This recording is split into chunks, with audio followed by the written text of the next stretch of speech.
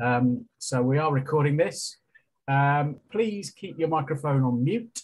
And if you would like to ask a question, please use a chat function. One of our tonight's speakers, Paul, will be addressing the questions as they come into the chat function for us, which is great. And then hopefully we can also have a discussion and a question and answer session after the main presentation as well.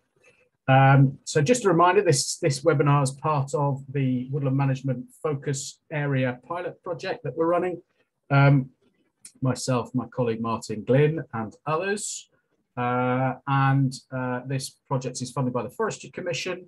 And we're looking at a wider suite of activities to try and bring unmanaged and undermanaged woodlands into management using GIS platforms, mapping, and landowner support and advice. And the guys from Silver will talk about the myForest Assessor tool as well during the presentation.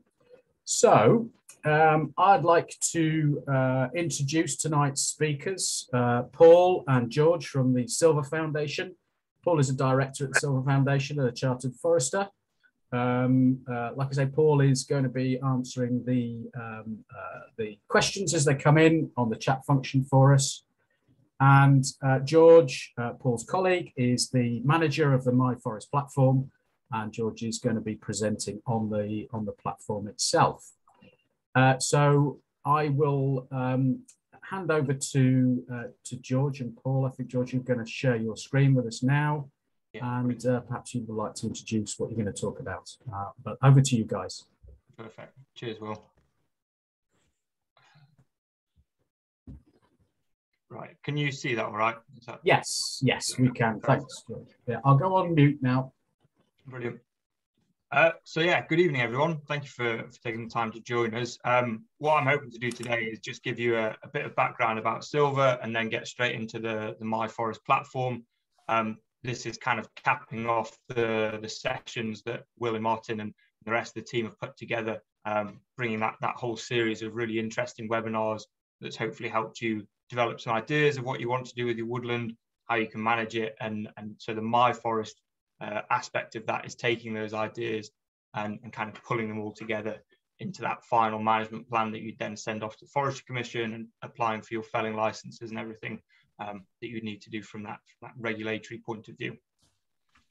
So I'm going to give you a bit of a background about Silver. So we operate across Great Britain.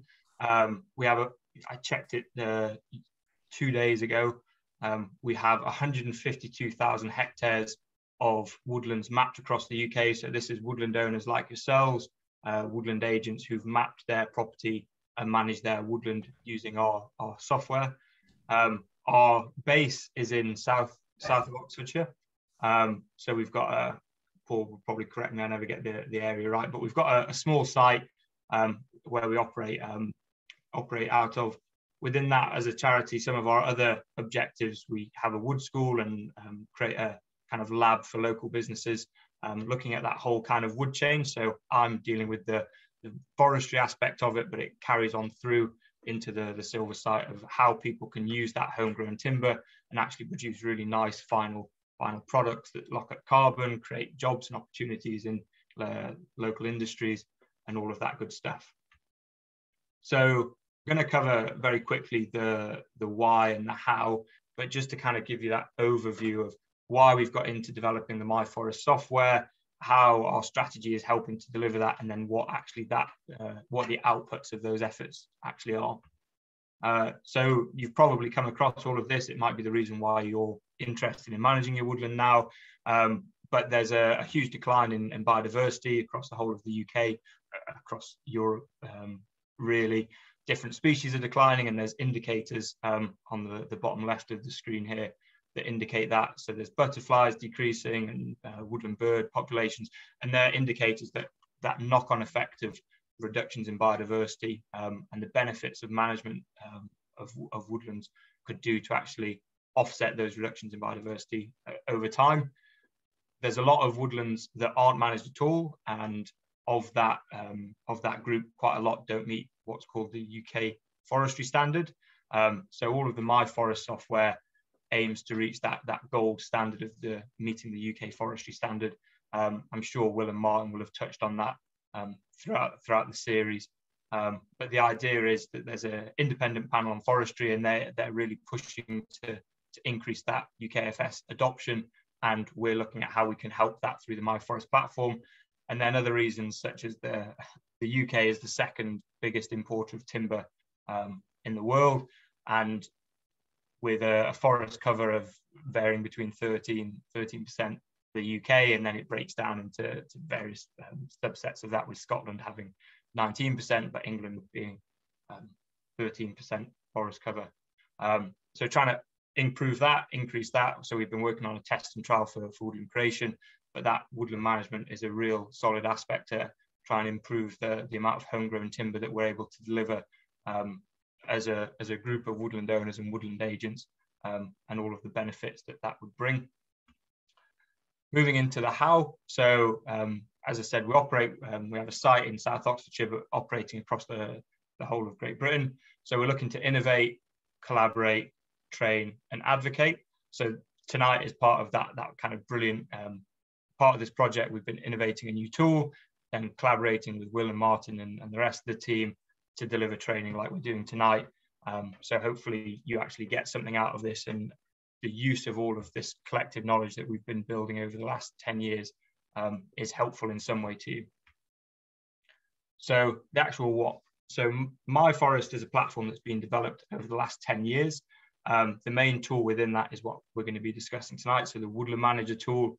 We have various other tools that, for the sake of time, I won't go into too heavily tonight, but we've got a Deer Manager tool. We've been working on a woodland creation tool as part of a DEFRA Elms test and trial. I'm sure if there's any questions on that, Paul can answer them in the chat. We have a Woodland Wildlife Toolkit, which I'm going to show you very quickly how to use at the end. And then, as I said, there's within the Woodland Manager tool, part of this project has been developing a woodland assessment tool, which I'll give you a quick show of how to use that and how to get into that as well. So the myForest platform is based on a freemium model. I'll tell you a little bit about the premium aspects of that. Importantly, for creating felling licenses to go through the felling license online application within the tool, which I'll show you how to do, that is a premium feature. Accessing OS mapping backgrounds is another premium feature. But the idea is that you're able to, as a charity, our kind of public benefit is that people are able to log on, create an account and manage their woodlands effectively without actually having to pay anything as much as possible. We've got over 9,000 users, and as I said, we've got about 150,000 hectares mapped across the UK, which I think when you work it out in terms of the British privately owned woodlands, it's 5 or 6% of that total woodland cover, which is well, we're impressed with it, whether you are or not. So the idea behind the Woodland Manager tool, so I'm going to give you a demonstration on all of this. You're able to map your site, your woodlands, add the necessary data through forest inventories, and then carry out all of the planning. With all of this being held in one online software, we back that up regularly so you won't lose your information when you're saving regularly. You've got a single location that's a master copy. So when you create new management plans, when you create felling licenses, you can always come back onto the platform, and that's the master copy that then you're able to give out to clients or harvesting operators or whoever you have within your woodland that might be interested. And that data is safe and secure. So I'm going to touch on premium. I've already given you quite a bit of detail for woodland owners. So I imagine most of you here tonight will be woodland owners. That's an annual subscription of £24 per year. So that gives you a host of different functions, as you can see in the bottom right there. I don't intend on touching on this too much. The only reason this slide is here, I have a premium account, so the functions that you see me using and the way the program looks won't change, but some of the functions, if you just have a free model, you might not be able to see. One of those would be the felling license online download, and the OS ordnance survey mapping backgrounds. but you can create a management plan and get everything you need in terms of the mapping and data output with a free account. Right, so I'm going to exit this and give you a quick live demo. That's perfect. So very Blue Peter-ish. Here's a site I was making just before joining the webinar. I'm not going to spend a lot of time showing you the kind of background functionality, how to draw compartments, how to draw sub-compartments, how to add roads or point features. We've spent quite a lot of time developing guidance that there's downloadable handbooks, there's videos you can watch that are on YouTube, all sort of like 4 or 5 minute videos that show you very specific functions. The only reason I'm not showing you everything in high detail is because I don't want you to be sat there for 3 hours getting bored probably. But this is the kind of outlook that you're able to see. So you can see here, I've got compartments, sub-compartments within that. I've got various features, including a site boundary, some point features. So I've got an archaeological feature, some gates, a few footpaths that go through the site here. And then from the kind of mapping point of view here, I've been able to go ahead and create a map output. So this is a downloadable PDF map. So this looks quite different than the view before. But this is something that you would then be able to download and submit alongside a management plan. Come into a view here with the OS background. The nice thing about this being a small group is probably if we've got time at the end and you have very specific questions, then Paul can pitch them at the end and we can go back over them. But I really wanted to spend more time getting into the management planning side. One thing that does come up if you have, if you've mapped your forest already on QGIS or another mapping software, it is possible to import your shapefiles or KML files that you're able to get from elsewhere. So we have a few people that have mapped things elsewhere and then joined myForest at a later stage. So you can bring all of those in if you choose. And this is the mapping section here. A few other things I'm going to show you while I'm in this view. So it's automatically switched the OS background just because I went into the map output there. But you can switch from Google Roads, Google Satellite, Open OS Zoom Stack, OpenStreetMap, and you can see all of these mapping backgrounds are giving quite different views of the woodland here.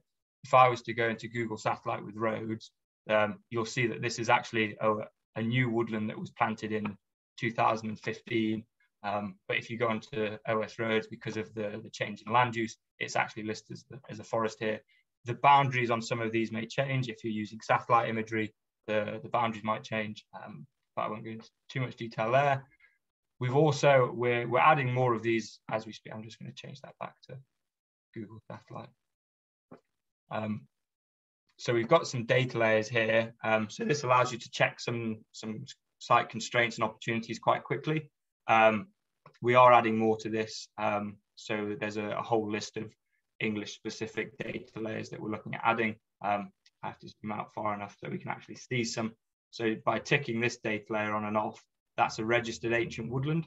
So you're actually quite quickly able to pick up different SSSIs, different ancient woodlands. We're starting to play around with, so this site here isn't in the demarcated zone, but the new spruce bark beetle, we've got a data layer for the Forestry Commission Forest Research's demarcated zone there, so you can quite quickly see if your woodland is in the IPS danger zone. None of you should be, because none of you, I don't think any of you are based in Southeast England, but we're looking at adding more data layers to that, which will come over the next 3 or 4 months or so. So once you've mapped your site boundary, you've mapped your compartments, you can then go and begin adding data. So we've taken our compartments here that are individually drawn out. I'm just going to go into, played around with one of them, trying to remember which one. Going into subcompartment 2C, you can begin to edit the data that is held within that specific one. This might seem a little bit of a awkward step, but it comes quite in handy when you're producing your management plan and then downloading all of your documents and plans of operations and felling licenses that you'd be submitting to Forestry Commission. So you're able to change the name, change the letter if you want. You can add some access. That's more for your benefit. You can begin, if you have done a forest inventory, you can add your data in here. If you don't know how to do a forest inventory, we're looking at doing a guidance video on that. But I'm sure Martin and Will have touched on that or mentioned that at some point. I'm going to go through and just add a dummy species here. So you can go through, add your DBH and height, all of these various things that you'd get within your sub-compartment. 25.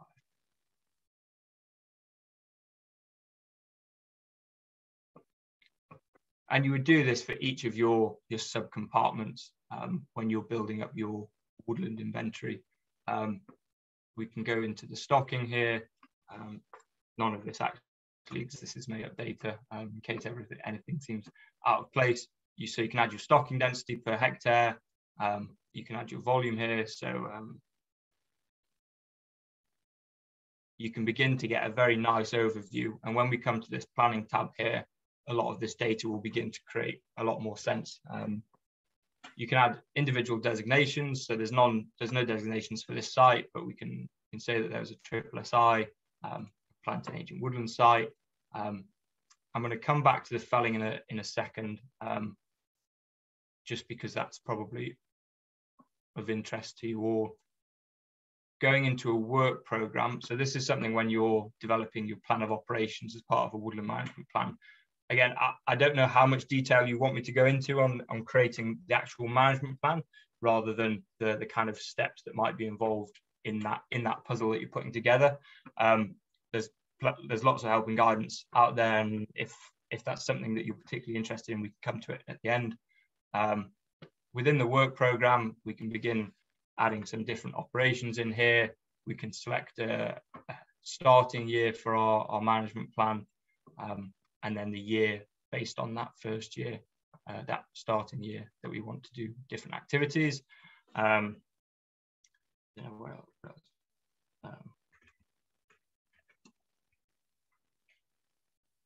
imagine quite a few of you might have some storm oil and clean up there. You can also go and add notes, management notes, management history notes. So that might be interesting or useful for you as you're going around the site and gathering different bits of information, or actually when you're carrying out your management plan, adding anything that comes up there that might influence future management plans that you create. You can also add any photos for individual sub-compartments you've got there. So I'm going to go back into the felling here. So this, you'd use this tab for individual compartments when you're looking at creating just a standalone felling license application. There's two buttons here that we press first. One is for Forestry Commission and one is for Scottish Forestry. Obviously, you will all be within Forestry Commission because you'll be in England. So if you tick that, then you'll start getting a list of drop downs here. So there's a lot of information, help and guidance using these orange arrows as you move down. Depending on, so there's two options here, two icons here at the top. So depending on if you're creating your individual felling for compartments, if it's part of a plan of operations, then you'll look for everything with this icon. If it's for a standalone felling license online application, then you're looking for the tree icon. As you can see, a lot of them have both, but depending on, if you're looking to save yourself some work, depending on which of these you're doing, you can pay attention to that. So I'm just going to click add a new proposal. So this is a felling proposal that will go into the plan of operations or felling license application based on this compartment 2C. So you'd have to replicate this for each of the sub-compartments that you're wishing to complete a felling license application for. We can go through here, adding the area to be felled, the type of felling that we're looking at doing, the species within that we're felling, the percentage split between broadleaf and conifer that we're felling, the estimated volume that we're felling. the preferred year for the felling. So this is all stuff that Forestry Commission asks for. So if you download Forestry Commission templates, it will all be the same information that you're being requested for. You can put in the restock type. So again, underplanting, percentage of underplanting, percentage of open space, sorry, restock species, and percentage of that. So you're able to add quite a lot of detail here as to what you intend to do in terms of that subcompartment and what you're going to replant, and this all would meet the kind of statutory requirements that Forestry Commission would require. We can go and save those changes, and those will be logged in that 2C. So if you ever come back in a year's time, 2 years' time, and are interested in what you said you were going to do, especially when you're looking at a management plan, this information will all be there. And this goes back to what I was saying about this being the master copy. So you're able to download this and come back to this at any point in the future, and that information will all be stored securely. I'm going to jump into the planning tab here in the top. So this is where the magic happens, where all of your ideas from the last webinar series that Will and Martin have put on will kind of come to fruition. So one caveat to be aware of in this, you can see with the felling permissions here, it's Scotland only. So just be aware that because we operate within Great Britain, there are some forms within this, they should be marked, so that I think this felling permissions, but other forms as well. They're not necessary to complement your management plan, but they might be useful, or they might not be relevant, with Scotland being a good example of that. So for creating a FC compliant woodland management plan, we've got this button at the top. So we're just going to add a new plan here, and you can see again there's a Scottish Forestry template, but you're focusing on the Forestry Commission template. I won't go into the small template. For any grant schemes that you're looking at applying for, you need to complete a main template. So if you're looking at applying for grants alongside your woodland management plan, you'll need to complete the main template. The small template is for, it says here, small homogeneous woodlands. So you can use that if you want, but just be aware of that caveat there. So I'm going to create a new management plan here, and we'll get a new window that pops up here. So there's quite a lot of introduction material and guidance that will support you through this process. Again, if you've looked at the FC woodland management template, this is the exact same structure. So when we download this as a PDF at the end, this is the same structure that we'll see. It's just that we like to think that this is a much more user-friendly way of going about it. And again, it's all stored online. You can come back and edit this at a point in the future, and you can slowly work your way through this. It's really important to remember that creating a management plan is an iterative process. You're not going to sit down one Friday afternoon and complete this whole document and then submit it to FC, and they're going to give you a big stamp of approval. You might come in, create your vision, create your management objectives, work your way through this. You won't need to plan any reviews, give a woodland description, but you might pause, say, I need to go to my woodland and look at this. I need to go and look if there's any designations, and then come back to this in a week, 2 weeks time, once you've gone away and done some more investigative work. Moving into, again, I'm not going to spend a lot of time going through the individual sections. There's a lot of guidance that can help you through this. It's more so you get the general idea of how you could use myForest to actually create your management plan. You're able to go through some woodland protection bits and pieces, add your management strategies, stakeholder engagement, and any monitoring that you've done. I'm going to just throw in a couple of things here just to make sure it downloads. So, as I said, you can.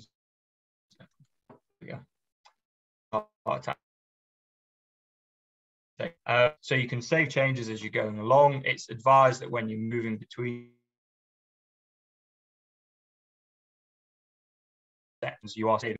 You can close this at any point. You can then go back into it and carry on editing where you left off. But then when you're ready to send it off to the Forestry Commission or an agent that you're working with, or a client, you can use this little icon here to download the plan. So when you're downloading the plan, it's just a PDF. And if you've seen the FC template, you'll be going, that looks pretty similar. So all of your information will get transported across into this document. which is the same as creating a management plan using the FC doc. You don't have to worry that it's a PDF. So we've got quite a close relationship with Forestry Commission, and with that, all woodland officers are quite happy accepting PDFs. If you have any issues with that, you can talk to us directly, and Paul's able to problem solve with anything that comes up. Particularly of importance to you guys at the moment. So with your woodland management plan, when you're submitting it to Forestry Commission, you'll need to submit a plan of operations. So the plan of operations is based on the data that we inputted before, and that's just download. You can choose the compartments that you wish to download, and that will download as an Excel file. You can see it. I won't open it because it might take a bit of time, but it's a standard plan of operations that you download from FC website. Additionally to that, you can download the felling license online. So if you either have a management plan and you're submitting for new felling licenses, or you haven't got a management plan but you're dealing with Storm Arwen or something, all of the information that you inputted in the data again, you can download in a single CSV. So Forestry Commission have a website. I won't load it up because of time, but they've got a website that you can upload files to and map out all of your felling licenses. So if you use the myForest platform, you can download that single CSV. Again, here's a better word, picture paints 1,000 words. You get a shapefile of your compartments, the felling CSV and the restocking CSV. And when you upload that to felling license online, there shouldn't be any issues there either. Again, if you get stuck with anything, we're more than happy to help with that. There's a few additional things here. I think they're premium features, but you can download a work program, you can download species and age class breakdowns, and that's all based on the data that you've inputted there. They're just useful documents. So the work program or this sub-compartment plan is quite useful when you are just getting a general overview of your woodland, what you intended to do, and they're a bit more user-friendly than management plans might be. I'm just conscious of time, so I don't want to spend any more time on that. As part of this project and a project that we've been working on in the southeast of England, we've developed this Woodland Assessor tool.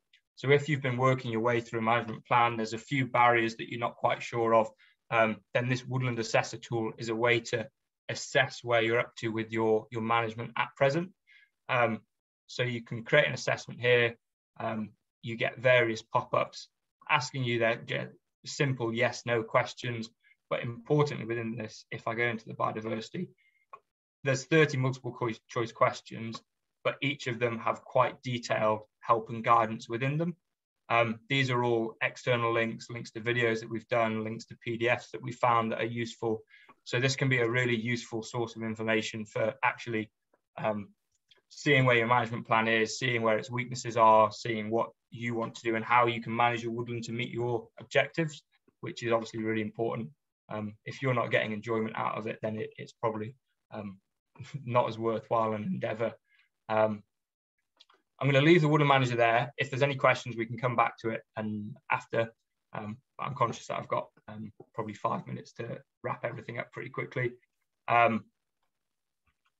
So this is just flying through. So you can create your management plan. You can create information for felling license online. Be aware of the Scottish Forestry Management Plan. If it's not relevant to you, then don't spend your time filling it out. This is an example of the plan of operations in the bottom right here. So again, if you've seen the FC version, it should be identical to that. And then the Woodland Assessor with the help and guidance there. As I said, we've spent quite a lot of time developing videos, developing handbooks to teach you how to use the tool, to create specific maps for different things. And then on our YouTube channel and on the guidance page, there's a whole host of videos for very specific functions, from drawing your site boundary, how to use a felling license online, download, how to add data to your compartments. So as much as we're here to help, there's a lot of existing guidance that might help you speed the process along if you don't want to wait a day or so for us to get to our emails. I'm going to show you this quickly because it's probably of interest. So this is the Woodland Wildlife Toolkit. So this is a decision support tool that we've co-developed with a host of different other charities and organisations. And the idea behind it is that it gives you a bit of a leg up if you're coming into your woodland pretty fresh. It can give you an indication of what rare and declining species might be found within that woodland or adjacent to it. I think that's the last slide there. So you get access to this. There's a login feature at the top here. I've just taken it straight to the tool, but when you sign up for myForest, you automatically get access to this. So that you don't have to worry about signing up to this and myForest separately. It's just the same email and password login that you created your account. I'm just gonna zoom in somewhere randomly. So this is an interactive map, so you can drag it around, move it about. Actually, I've said zoom in randomly, but I've come pretty much to our site where we're based. So in Long Whitnam here, just somewhere here. So we've got the clumps here. So let's come up. Doesn't matter so much. But so here's the site that I had mapped. So I'm going to zoom in a little. Wow.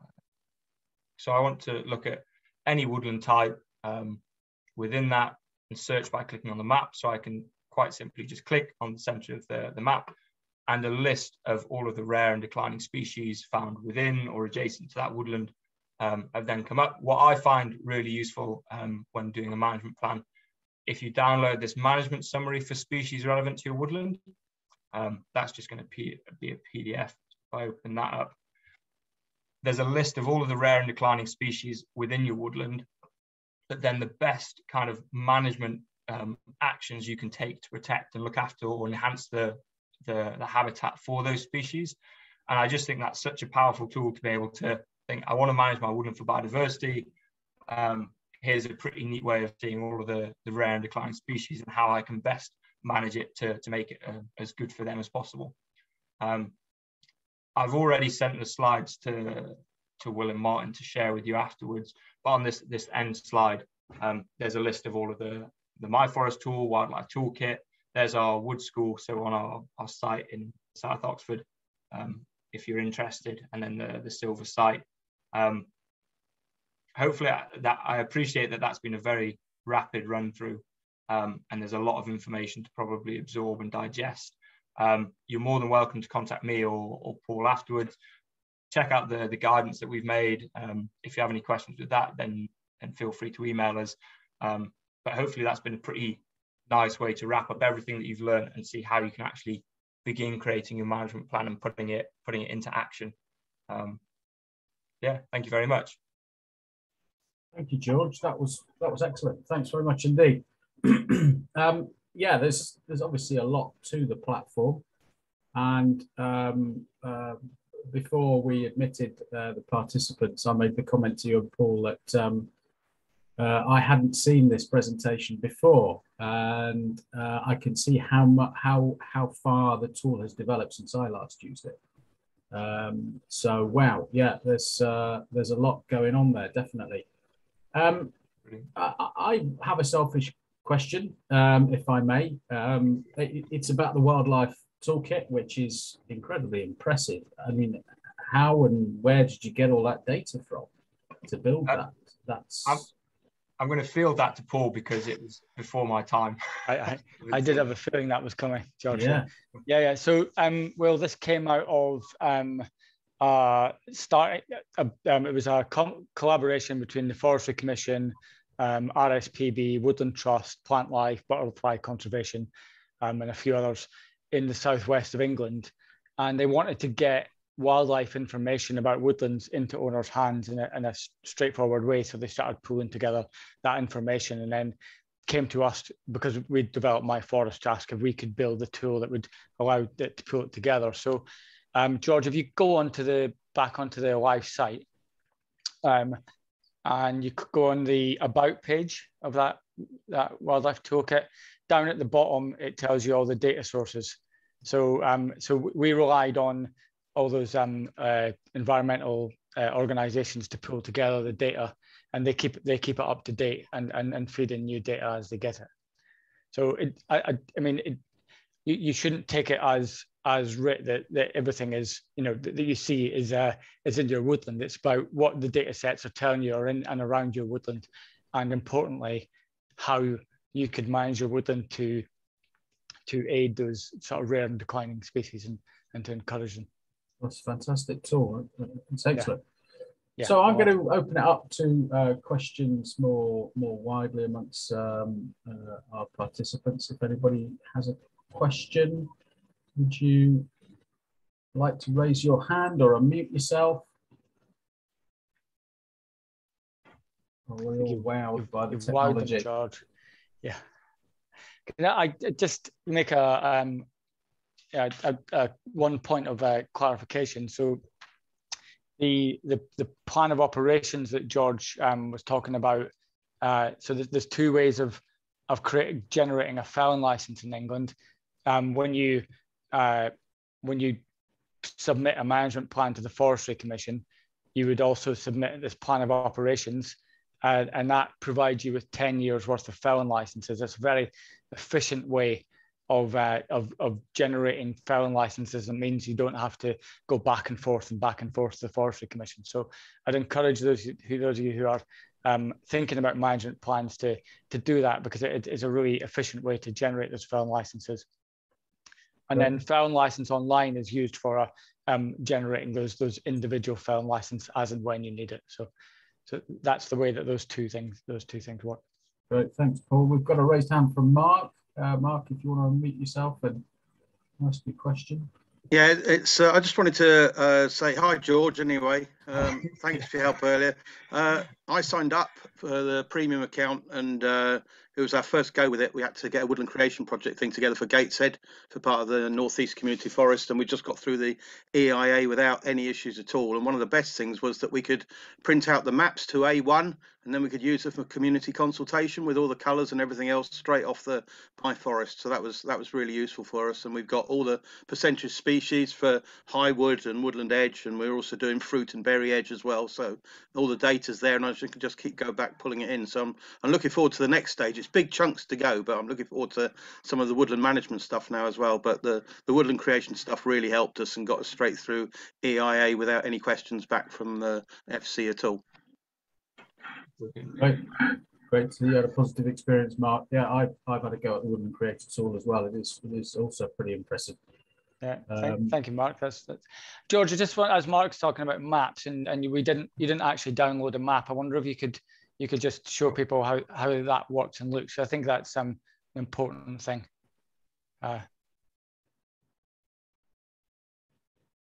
So you can when you create your map, you can use the multiple backgrounds, you can use the different layers, and anything that you've drawn on the screen can be generated into an output map. So this is just an example, but as Mark said, if you can sort of create that in any size you like. And I think that's one of the things that's challenging for people that we set out in myForest, is that if you don't have access to a mapping system, how do you generate quality maps that the Forestry Commission want to be able to approve your plans? They always talk about wanting quality maps. They talk about pushback when they don't get quality maps. But how does someone who might want to manage the woodland on their own, or someone who has a community woodland or a small woodland business get access to this map? So that's why we've tried to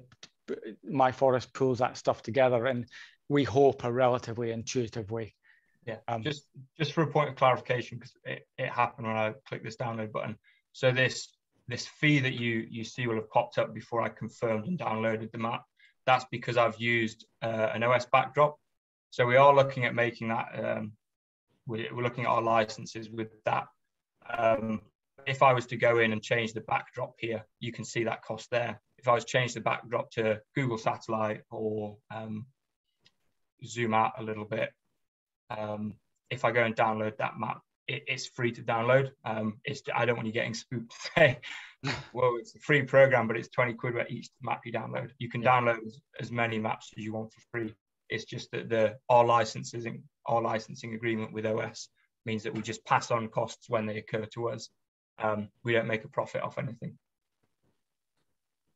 Thanks, chaps. I've got a comment from Anna, who's obviously a user of the platform, but considering the premium. package. That's great. And then CG, please ask who has access to my data on myForest. No one. It's your private account. It's just like your bank account or any other sort of. We're very, very careful. In fact, sometimes to our detriment, we've made sure we're not sort of pulling together data on this stuff, because I think early days we were doing this. Started this 11 years ago when this sort of idea of storing stuff on the cloud was very new, and people it was difficult to understand. But we're very clear that your data is your data. Other people can't see your management plans, your forest, anything like that. Thanks. Paul, thanks for that. Just thought, George, Paul, we've just got a bit of time left. The Woodland Assessor tool that you guys have developed, and you've obviously developed as part of this particular project and another project you're involved in down there in the southeast. Correct me in my thinking if it's wrong, but this is designed for a non-forester to use, isn't it? This is designed for non-foresters to get access this resource and understand the features within their woodland and how they are measured against the best practice forestry. UK Forestry Standard, right? Yeah. So I'll let George just have a quick flick through it just to show you how it works. But essentially, the UK Forestry Standard is this big 100-odd page document, and it's got lots of subsections in it as well. It's very well written. It's surprisingly good. But if you're new to woodland management, it's slightly impenetrable. So we wanted to boil it down into a way that you could start to understand what it means to sustainably manage your woodland against the UK, how your woodland stewardship would rate up against the UK Forestry Standard. So we've taken all the sections, we've boiled it down into 30 questions, and you go through and you answer the questions. There's lots of help and guidance as you way through it. So as Will said, this is the idea is that you are able to go through and do this yourself. And actually, if you don't understand it, if you don't understand the questions, that's part of the process of learning. This is all about nudging you along the line of, what is a woodland? What's in my woodland? Ask you a question about pests and diseases. If you're a new woodland owner, you might not even know that trees have pests and diseases that attack them. So, things as simple as that. But it's the idea is sort of using nudge theory to ask you a question. You think about it, you give the answer, and then your score sort of changes as you work your way through it. Just to be clear though, this is not this is for your own purposes. You're not at this point. This is about improving your understanding, or maybe giving a record of your understanding to someone you're working with. It's not in any way there to sort of assess you and penalize you or haul you over the coals for doing something you're doing wrong. It's about giving you more information. And just to sort of reiterate, this is free, accessible to anybody. You just create your account and then access the Woodland Assessor tool from there. Correct. You don't have to have a premium account. You don't have to have written a myForest full management plan. You can just go straight to the Woodland Assessor tool. And is that an example report there, George, that you've just, I see you just flicking through, ticking loads of boxes there. Yeah. So I've gone through and created an assessment. I've just randomly ticked yes and no to different questions. Yeah. So when you submit your assessment, you're then able to download a certificate, which is this here. Pin it on the wall right above your office or something, put it on the mantelpiece. But you can then also download a report. So in the report, you get this nice graphic equalizer of your what you know a lot of and some things that you need to look at. But I just want to highlight within this. So within this report, there's more suggestions, but there's also next steps. So if there's a weakness that you've come out with, so I can go here and go, oh, I didn't know a lot about climate change, or I want to learn more about climate change. Within this report, I can go to those climate change sections, look at the individual questions, and look at the next steps and suggestions within that. So again, as just to really hammer home the point that Paul was saying, this is a learning tool. This isn't about criticizing you or saying this is bad, we need to improve woodland cover and woodland management. It's purely for your enjoyment and to help you along the way. Fantastic, thanks, George. That's great. This is something that we're keen to roll out as part of our project and encourage woodland owners, those new to woodland management, to have a go with that tool as a starting point, if you like, towards more detailed understanding and management planning into the future. That's great. I'm certainly going to have a play about with that as well. So we've got a couple more comments and questions coming in on the chat here. CG just mentioned about Freshwater Biological Association contributing to data input into the tool. I'll leave that with the guys at Silver. And then Mark, a comment about magic maps. Wow, well, yeah, that would be something. Yeah. Yeah. Can you get it to work? Can you get it to work? Yeah. I think that map it, that's really challenging. We've I mean, government find it challenging to provide licenses within their between government departments. We're trying our best to get as much available to you in one place as possible, but we always have to caveat that that we're not trying to replace Magic or Land Information Search, where those are the sort of official government portals. But the more we can provide of those mapping backgrounds and data layers, the easier it is for you to generate the outputs when you're creating your management plans and stuff, and do those early constraint checkers. So that's why we're trying to do it.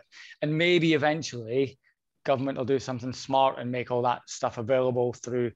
We work with something called an API, which means that we can suck information in from certain sites, and some government stuff allows us to do that and other doesn't. So maybe eventually we'll be able to do that quickly. Great, excellent. Yeah, I mean, it's a massive, huge online tool, that Magic Map. So yeah, I mean, it's great, you can get it to work and you've got a good broadband connection, but if you don't, it's not so good. So moving on, Amanda, can I plot individual trees in the parcel on the map? So it depends on your woodland size. I've had so these individual dots on the map. You could do something like that. So I've helped someone, it was maybe a year ago. They had quite a lot of veteran trees on their site that they wanted to map individually. So they were able to do that and produce maps showing the different species. I'd say it very much depends on the size of your woodland. If it's an orchard or something that you're looking at mapping individual trees for, then you would be able to do that. But I'd say for anything moderately sized, I don't know, maybe more than 20 trees, adding them, drawing the subcompartment, and then adding it as a kind of the data within that, so the trees are logged within that, is more than sufficient for anything that Forestry Commission might want. It might be that you're wanting to map that for your own personal benefit. Hopefully that answers the question. Yeah, thanks, George. Amanda, I don't know if you want to unmute yourself and ask any follow-up questions that you've got about that. But it is useful. I do that as well, actually. I map individual veteran trees. I think it's important to show those in woodland management plans. An incredibly important biodiversity resource in your woods, certainly. I think it was just thinking about sort of woodland people that visually they can see straight away where those individual trees of importance are, just by looking at a map, really. I mean, obviously the rest of the data can be hidden behind the scenes, but it's just that initial visual that somebody can see, and it's not many trees, it is just individuals. Thank you. I can show you how to do that quickly, just to show that it is how you do it. So there's trees along this drainage ditch here. So you'd just be adding a point feature. So you're just clicking that feature button, add that, so you can call it whatever you want, and then you can just drag and drop it on there, and it's that simple. And you can do that multiple times, and then you've got your point there. Yeah, Great. that would be possible. Yeah, great, thank you. Thanks, George. Mike, Vince, do you want to unmute yourself and ask a question? Or are you happy for me to do it? I'll let you do it, Mike. Hi there. Hiya, can you hear me? Yes, yeah. All good.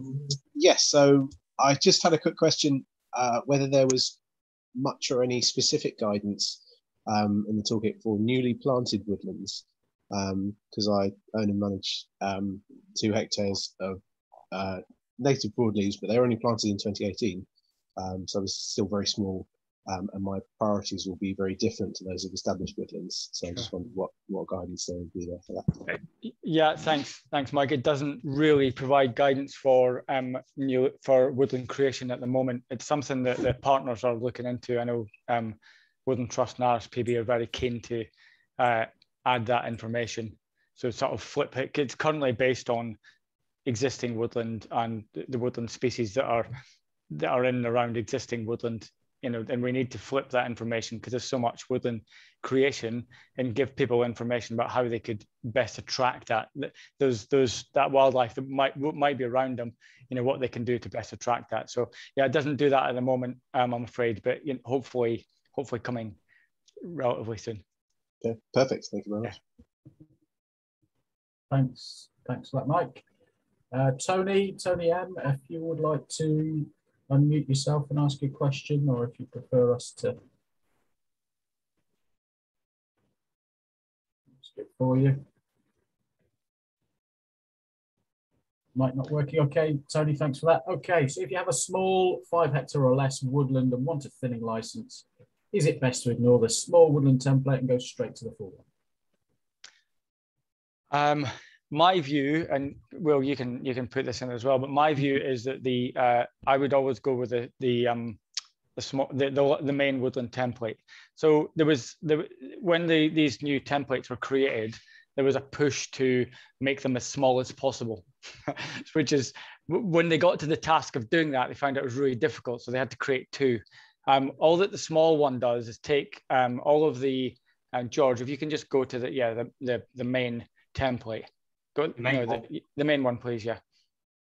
And it takes all of the descriptive element in section 4, and all those bits of information in here, all these tick boxes, and it just says describe your woodland.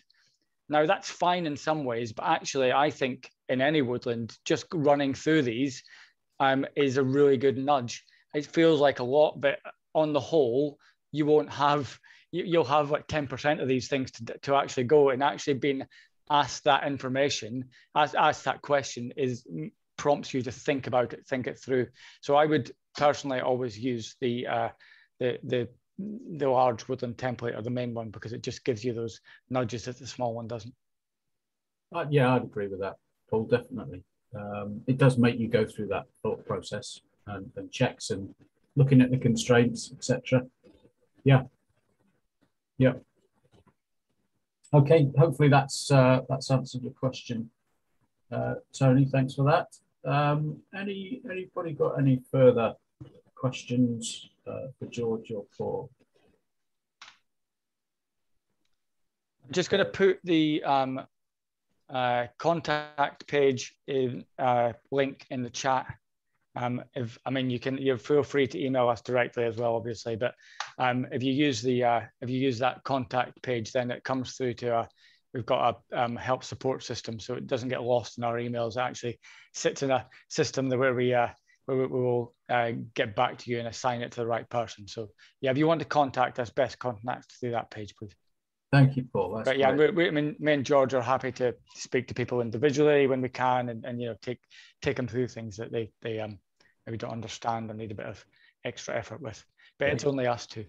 Just to point out as well while I'm here, so this is, if you go to the home page here, all of the guidance that I said we've got, you can hover over this guidance button and go into the Woodland Manager section, and you've got all of these PDF downloads, and then it might take a while to load, but just a list of videos that you can watch, all individual tiny things. So creating a point feature, like I did quickly to show Amanda, there's a 3-minute video showing you exactly how to do that. And there's a whole host there that you can have a look at. And if you're struggling to sleep, mine are the rubbish ones at the bottom, so you can just put those on, you conk straight to bed. Surely not. They're all they'll be the best. ones. They'll be the best. They'll be the best.